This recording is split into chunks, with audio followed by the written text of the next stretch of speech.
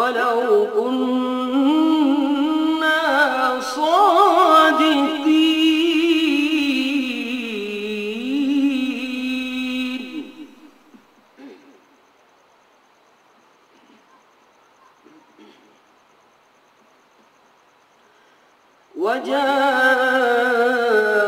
وجاءوا على قميصه بدم كذب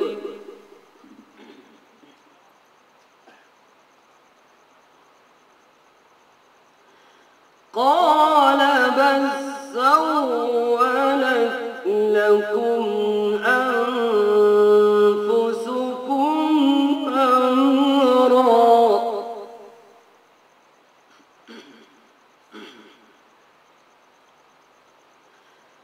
قال بل سولت لكم أنفسكم أمرا فصبر جميل.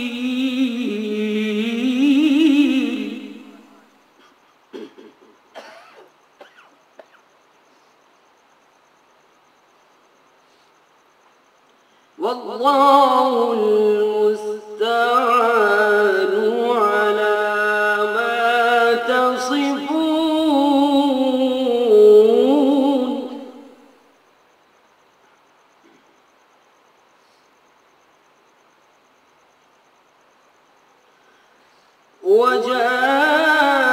وجاءت سيارة فأرسلوا واردهم فأدلى دلوه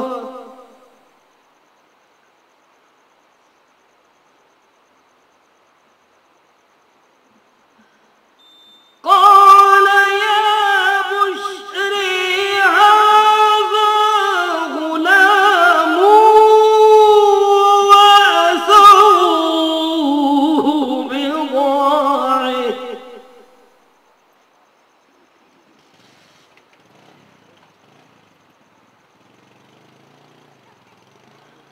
والله عليم بما يعملون.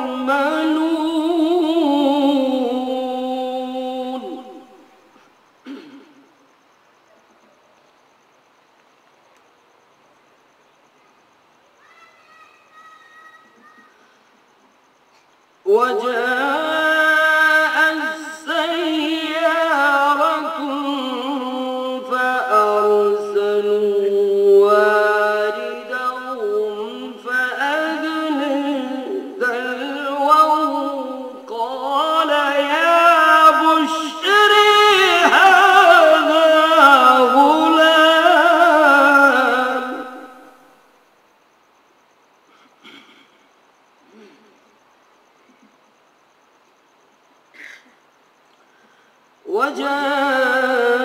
وجاءت سيارة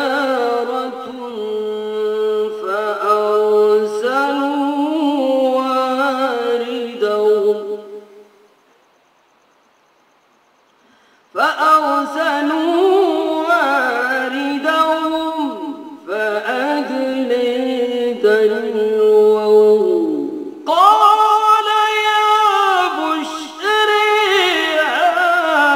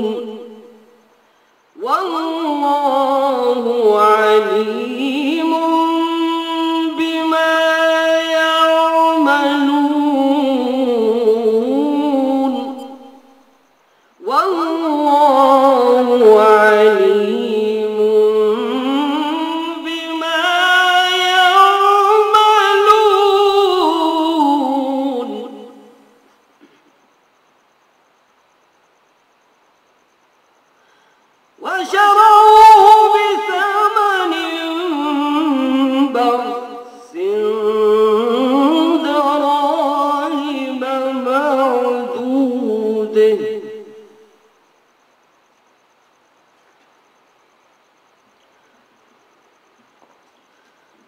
وشروه بثمن بخس دراهم معدودة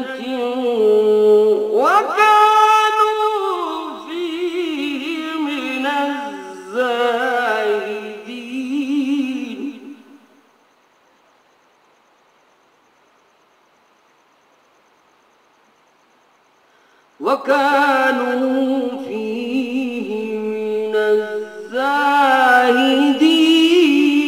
الزاهدين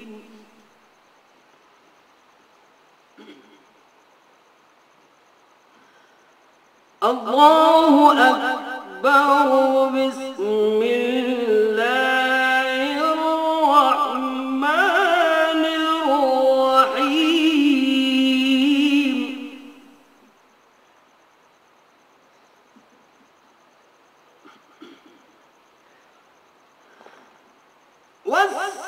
والسماء والطارق وما أدريك ما الطارق النجم الثاقب إن كل نفس لما عليها حافظ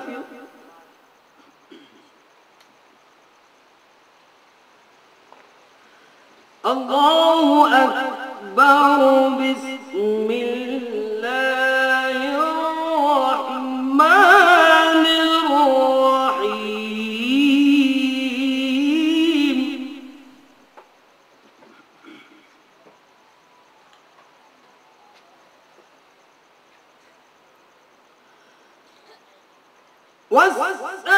والسماء والطارق وما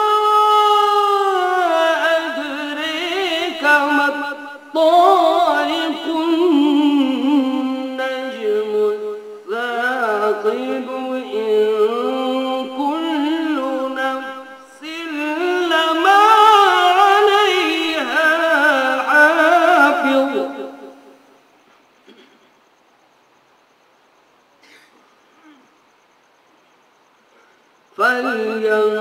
فلينظر الإنسان فلينظر الإنسان فلينظر الإنسان فلينظر الإنسان مما خلق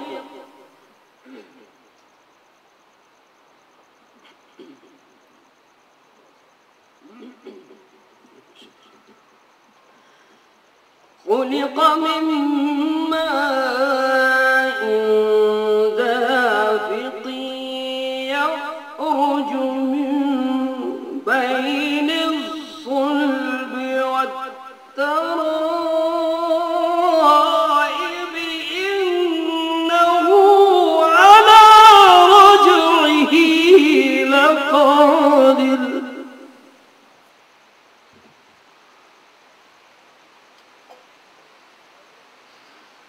الله أكبر بسم الله الرحمن الرحيم بسم الله الرحمن الرحيم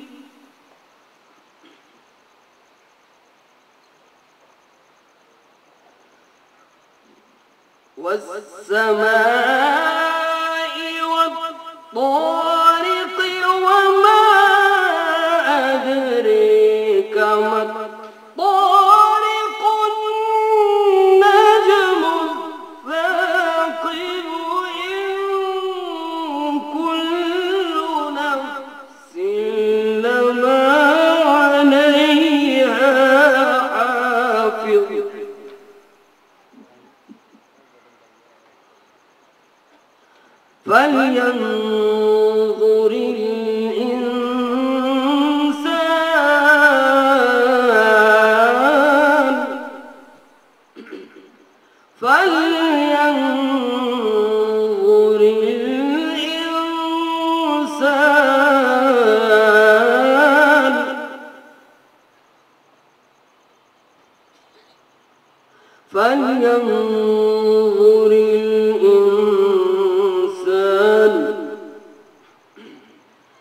فلينظر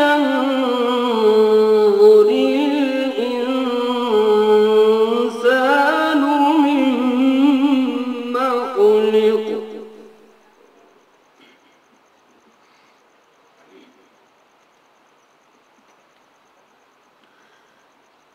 خلق من ماء دافق يخرج من بين الصلب والترائب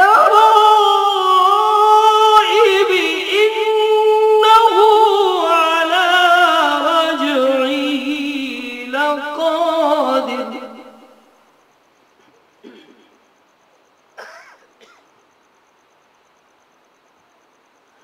يوم تبلى السرائر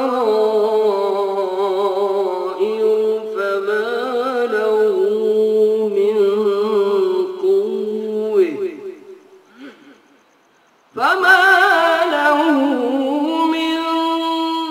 قوة ولا ناصر.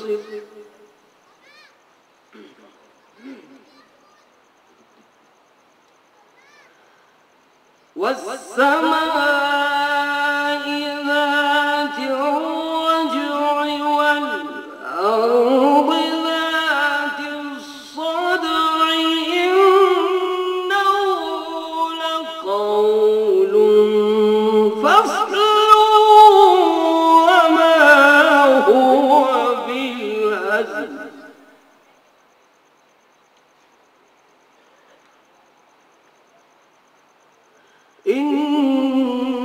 إنهم يكيدون كيدا. إنهم يكيدون كيدا وأكيد كيدا.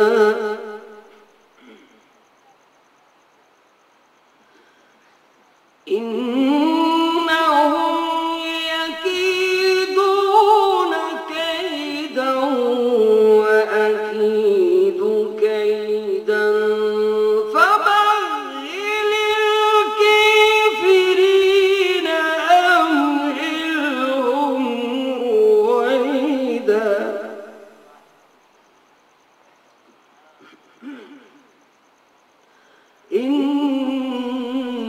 إنهم يكيدون كيدا وأكيد كيدا. إنهم يكيدون كيدا وأكيد كيدا.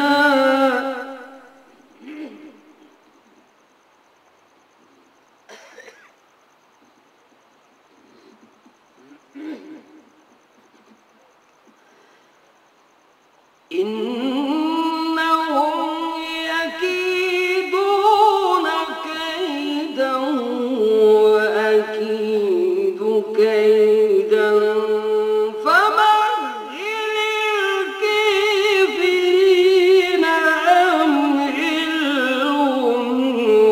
رويدا.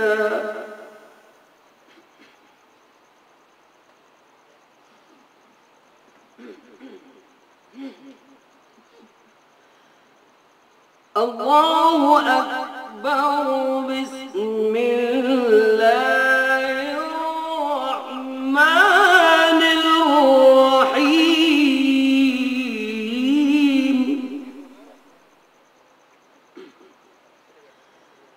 بسم الله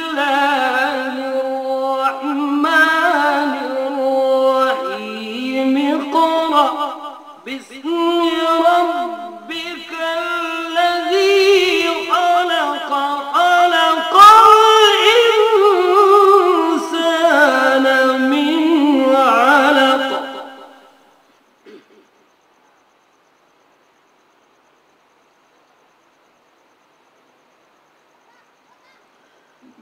اقرأ وربك الأكرم الذي علم بالقلم علم الإنسان ما لم يعلم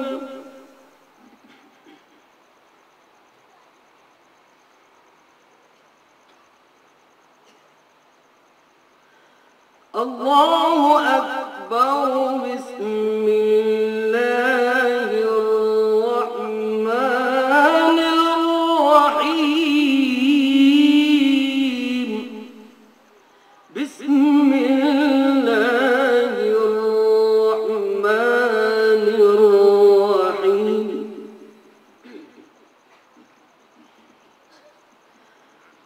بسم الله الرحمن الرحيم اقرأ باسم ربك الذي خلق خلق الإنسان من علق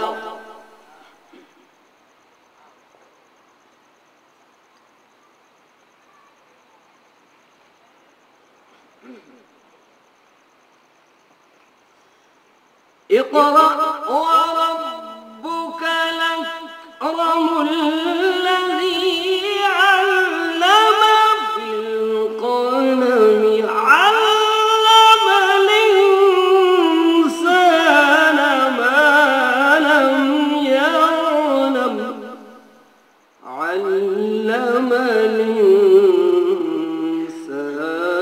ما لم يعلم صدق الله العظيم. بعد ہم جناب قاری ریاض صاحب سے درخواست کرتے ہیں کہ سرور عالم نور مجسم صلی اللہ علیہ وسلم کی شان میں نعت شریف کا نذرانہ پیش فرمائیں مختصراً. انشاءاللہ اختصار کے ساتھ نعت بہت لمبی ہے، اس کے صرف 2 اشعار پڑھوں گا. ماہ رجب ہے، اس مہینے میں معراج کا واقعہ پیش آیا تھا، تو معراج کے تعلق سے 2-3 اشعار ملاحظہ فرمائیے.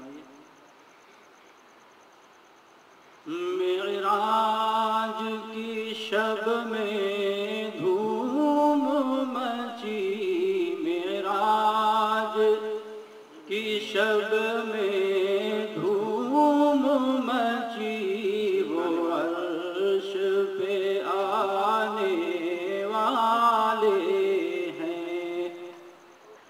معراج کی شب میں دھوم مچی، وہ عرش پہ آنے والے ہیں. مشتاق زیارت آ جائیں، مشتاق زیارت آ جائیں، وہ جلوہ دکھانے والے ہیں. معراج کی شب خالق نے کہا، جبریل ادب سے رہنا ذرا، جبریل ادب سے رہنا ذرا، تو شان کو ان کی کیا جانے، تو شان کو ان کی کیا جانے.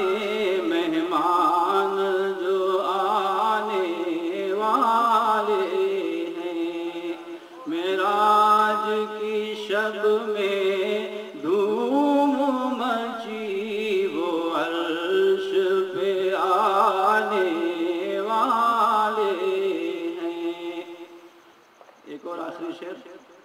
موسیٰ کے سوال ارنی پر یہ غیب سے آئی فاری صدا، یہ غیب سے آئی فاری صدا، بے ہوش نہ ہو جانا موسیٰ، بے ہوش نہ ہو جانا موسیٰ، ہم جلوہ دکھانے والے ہیں، معراج کی شب میں دھوم مچی وہ عرش پہ آنے والے ہیں۔ جیسا کہ آپ کو معلوم ہے کہ آج کی اس بزم سے متعلق ہمارے درمیان موجود حکم صاحبان سے ہم درخواست کرتے ہیں اور تمنا بھی کرتے ہیں کہ وہ سب اس محفل سے متعلق اپنے اپنے گراں قدر تاثرات و انطباعات کو پیش فرمائیں، لیکن مختصراً چونکہ رات کافی ہو چکی ہے، ابھی بہت سے پروگرام سے باقی ہیں، اس لیے میں سب سے پہلے حضرت مولانا عبدالرؤف صاحب کو دعوت دیتا ہوں کہ مختصراً 5-6 منٹ کے اندر آج کی اس بزم سے متعلق اپنے تاثرات و انطباعات کو پیش فرمائیں۔